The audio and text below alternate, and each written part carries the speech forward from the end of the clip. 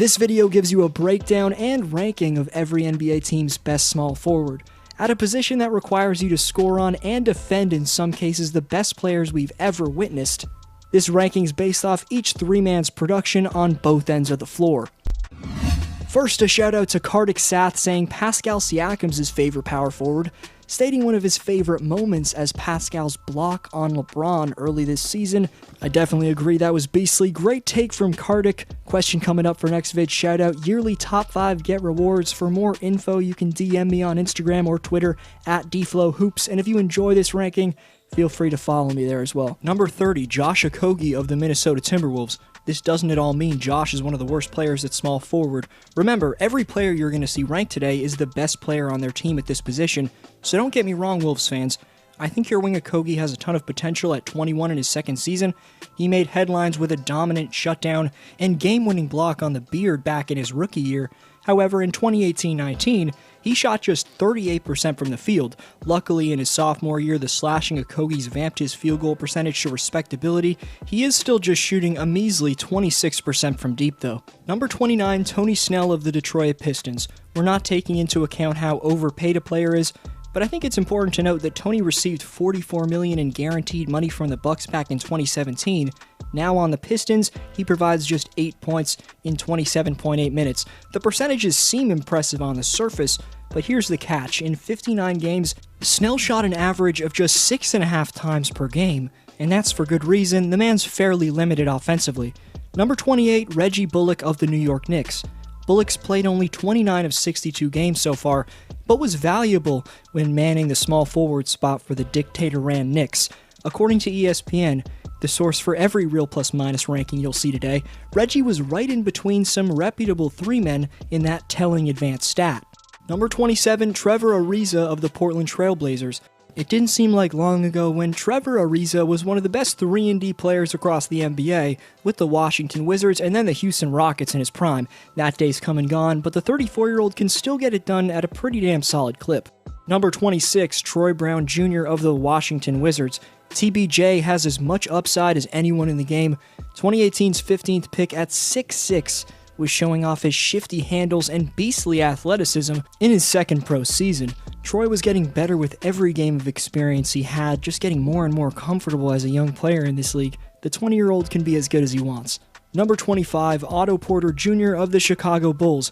The second of 4 juniors ranked today, Otto was just coming back from a left foot injury, which kept him out 51 consecutive games. Porter Jr. is a nice pull-up shooter from distance when he's on, but struggles with his consistency and to stay healthy. My concern for the 26-year-old 8-year vet is that it's the third time in a year and a half where he sustained injuries to that same left foot. That could bother and diminish his athleticism in the future, therefore his value. Number 24, DeAndre Hunter of the Atlanta Hawks. Here's Quavo's reaction to the rook DeAndre Hunter's defense. Yes, sir, good D. That's good D right there. As I mentioned with John Collins in my power forward rankings, I believe Atlanta with John plus a pick-and-roll combination of Trae Young and Capella will ultimately be a top seed out east, and the 22-year-old future star in my opinion, Hunter, having played in 63 of 67 games for 32 minutes each night, brings durability, defensive prominence, plus fundamentally sound distance shooting on offense. So DeAndre Hunter is another reason I'm intrigued about the Hawks' future. Number 23, Cedi Osman of the Cleveland Cavaliers. In his third season from Turkey, the rising Cedi Osman's got a seriously polished and dangerous creating ability off the bounce, and he's got some serious range from distance as he's shooting a career-high 38.3% from deep. Osman's still 25 years old. He had a ton of pressure replacing LeBron as the main three-man early on. That was an impossible shoe to fill, but he's flashed some nice scoring upside, and despite having a lack of athletic ability, he's an intelligently active defender. Number 22, Miles Bridges of the Charlotte Hornets. What a magnificent but overlooked step in the right direction it's been in 2019-20 for the explosive sophomore Miles. The MVP of the Rising Stars game has significantly vamped his scoring from his first year, and in North Carolina is growing into one of the more well-rounded young athletes in basketball. Number 21, Eric Gordon of the Houston Rockets. Off year shooting the ball in 2019-20 to say the least for Flash Gordon. I'm not just going to forget how EG showed up efficiently in last year's playoffs though.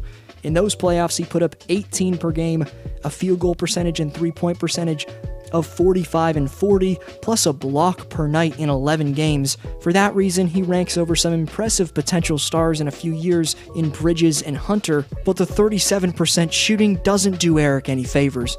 Number 20, Harrison Barnes of the Sacramento Kings. Maybe not the perimeter stopper or springy dunker he was in his younger days, Barnes is now a valued leader for his young Sacramento King teammates and still puts up an efficient 15 points. Number 19, Kelly Oubre Jr. of the Phoenix Suns. You could be surprised someone who's had so many posters and such a breakout offensive season as he did this year ranks just 19th. Well, I've been shocked and damn impressed with how Kelly's offense has come to life in Phoenix. He's the 94th ranked player in defensive real plus minus at small forward. He's got to be more fundamentally sound defensively if he wants to rank higher at this position. Number 18, Will Barton of the Denver Nuggets. Paired with being a crafty playmaker, having pull-up ability and elusive springy finishing at the basket, Barton's also laterally quick guarding the perimeter. Will gives Denver a little bit of absolutely everything. He's not the lengthiest of defenders, but his energy gives him a steal per game. Number 17, OG Anunoby of the Toronto Raptors. All the talk at small forward for Toronto's been about Rondae Hollis-Jefferson, who's been exceptional and would probably rank around this area if he was the best at his position on his team, but Anunoby racks up 10 more minutes than him, has played 10 more games than Rondae, and at 22, OG's already one of the most feared wing stoppers across the entire NBA, while taking 3.5 threes per game on offense and draining a nice 38.1% of his shots from distance. And when this man has nights like the one you're seeing against the Nuggets on March 1st, when he had 32 points and 7 steals, he flashes elite two-way potential, but OG's got to be more consistent to rank higher. Number 16, Joe Harris of the Brooklyn Nets. Given where he's most dangerous from, for Harris to have maintained the percentages that he averages is pretty stunning. Baiting defenders with his elite three-point stroke, Joe's ability to attack the rim off the bounce has drastically improved this year. Other than Spencer Dinwiddie, he's been the main reason Brooklyn's been in the 7th seed. Following up a league-leading three-point percentage tally in 2018-19 was going to be tough, but if you're a GM in the modern NBA in need of an elite shooter to elusively use pin downs to perfection, deep-range dagger artist Joe Harris could be the top option of any player behind the arc league-wide. Number 15, Tim Hardaway Jr. of the Dallas Mavericks. Shot-creating artist and a tough guy to handle when he's attacking the rim, Tim's shown off his nasty deep-range both catch-and-shoot and pull-up ability all season. On the best team he's ever been with, Hardaway Jr.'s averaged career highs in field goal and three-point percentage, coming through in big-time fashion in the Big D.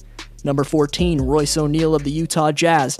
While casuals are going to forget about his value because he only dropped 6 points in 29 minutes, O'Neal's a top 3 to 5 defender mentioned in this video, as his quickness, awareness, and physicality place Royce third in defensive real plus minus at small forward, right behind Kawhi and LeBron. He picks his spots fluently on offense, but for the 29 minutes he's out there for, you can bet this man's giving Utah relentless activity, helping to legitimize the 4th-seeded Jazz defense. Number 13, Aaron Gordon of the Orlando Magic. He's had to move to the power forward with Isaac's injury, but a full-strength Magic squad features AG at the 3, and the rebounding and athletic prowess puts Aaron among some of the top two-way contributors at the 3 or 4.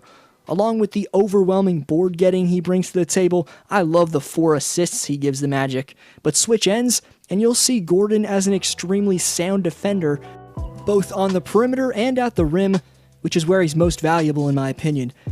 Number 12, Andrew Wiggins of the Golden State Warriors. Simply because he didn't live up to number 1 pick expectations, I think Andrew Wiggins has become the most disrespected player in basketball.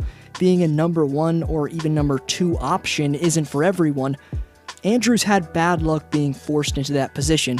Given the Splash Brothers are going to operate in those roles for the Dubs, Wiggins could make the Warriors a real problem again in the 2020-21 campaign. Andrews averaged over a steal and a block this year, and finally the right opportunities came about for him. He's valuable both with his lengthy athletic defense and versatile scoring. Number 11, TJ Warren of the Indiana Pacers.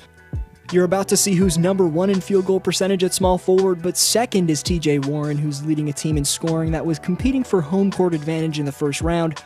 He's also a pesky big defender that put up over a steal per game, so an incredible pickup last offseason from Larry Bird. Number 10, Brandon Clark of the Memphis Grizzlies. Meet the most valuable player you've probably never heard of, and the overlooked rookie in Memphis behind a lot of their stunning 2020 success. The 21st pick in last year's draft, Brandon Clarke's proving to be a complete steal for the Grizzlies, ranking 8th in real plus-minus at his position. As a rookie, Clarke also led all small forwards in field goal percentage. His finishing off boards, post-ups, or pick and rolls led to a mesmerizing 62.5% clip. Also, Brandon shoots only about a 3 per game, yet makes an impressive 40% of those shots. Memphis has a potential beast at the 3/4 spot for this decade in Brandon Clarke. Number 9, Gordon Hayward of the Boston Celtics. 2019-20 has been maybe the most dominant version of Gordon us fans have ever witnessed, quite possibly the best. You could give me an argument for why his play on the top-seeded Celts, after the tumultuous circumstances he dealt with in the 2 seasons prior, is the NBA's best storyline. Number 8, Shai Gilgeous-Alexander of the Oklahoma City Thunder. A two-way prodigy, Shai can get to his hot spots easily with saucy dribble combinations that freeze his opponents. From there, Shai's long 6'11" wingspan gets him whatever he desires at the rim. Mix in Gilgeous-Alexander's crafty attacking of the paint with his respectable shooting ability, Shai nearly added 10 points to his total per game from his rookie to sophomore year, so the sky's the limit for him. Number 7, Tobias Harris of the Philadelphia 76ers. When the word underrated's mentioned, I think of Philly stretch 4 with Embiid or Horford sitting, but 3-man when those two start like they typically do. Tobias has the bulkiness, swift handle, and shooting prowess that relates him a little bit to Carmelo in his Knicks days, not saying he's close to that type of star, but when he finds his rhythm, whether Tobias is posting up or lighting it up from the perimeter, he's a massive threat for opposing wings and bigs. Don't underestimate the defense as well. Number 6, DeMar DeRozan of the San Antonio Spurs. San Antonio's backcourt of DeJounte Murray and Bryn Forbes has changed DeRozan's position from shooting guard to small forward, evaluating him as the typical guard he is though, and if the regular season's over, DeMar would come up 0.3 attempts short of being the first guard since Michael Jordan from 1987 to 1991 to shoot at least 50% from the field and attempt at least 16 field goals per game. Some Hall of Fame-like numbers from Debo. Number 5, Brandon Ingram of the New Orleans Pelicans. Zion came back to steal any attention Brandon received for his breakout year.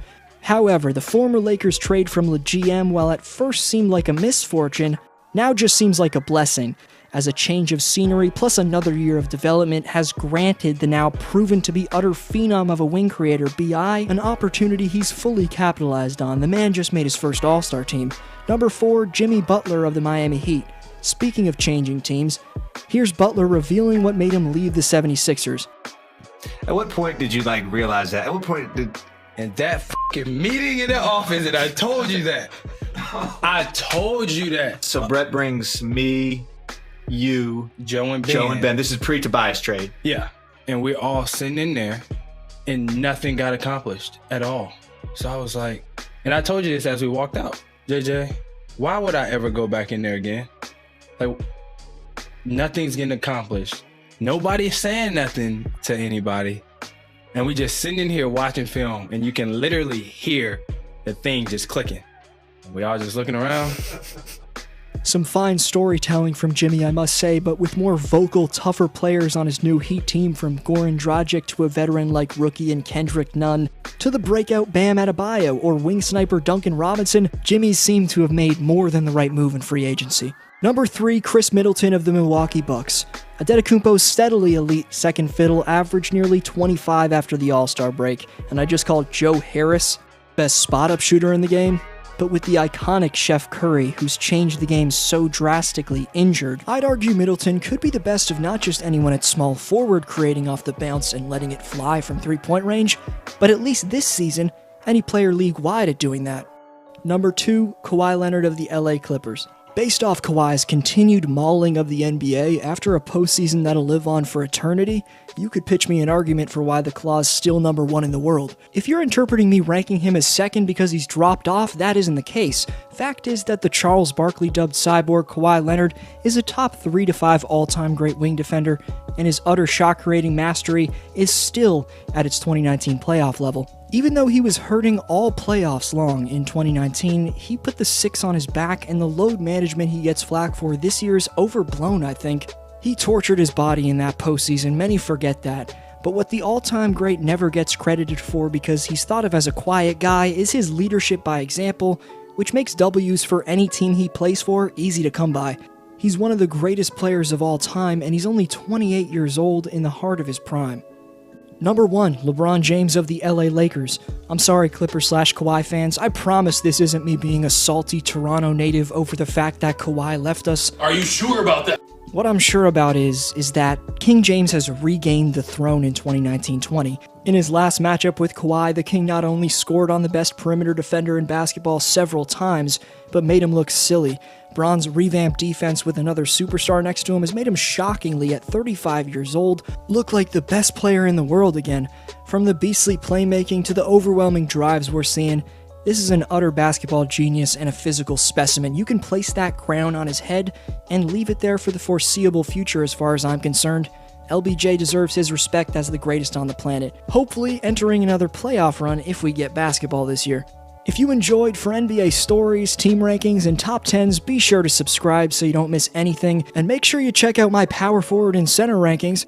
More content on the way that, trust me, you can't miss, so stay tuned, y'all. This was D-Flow. I'll see you next video.